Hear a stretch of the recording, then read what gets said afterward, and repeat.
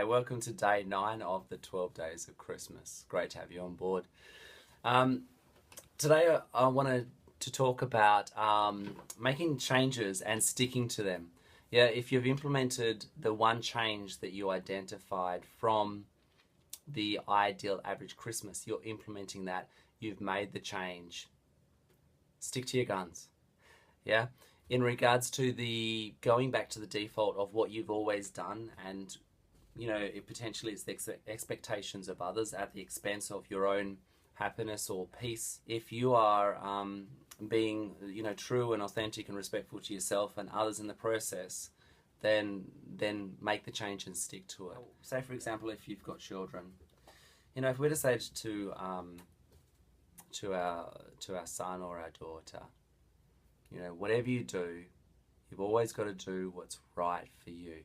You can't listen to what the other kids are telling you to do. If they tell you that you've got to go third in line, but you're already in first position, you make sure you stay in first position and you stand up for yourself and you do what's right.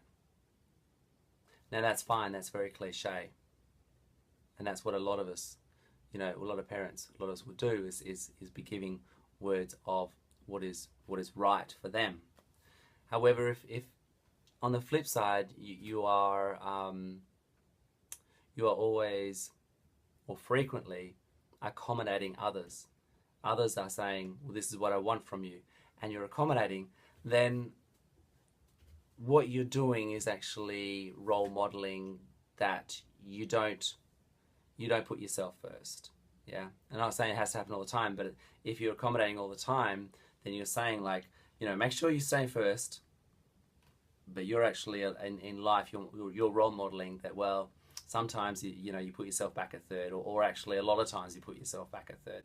So it's just something to put out there. Are you leading and showing example of what you're wanting for your children and the next generation? Are you leading by demonstrating, or actually just saying?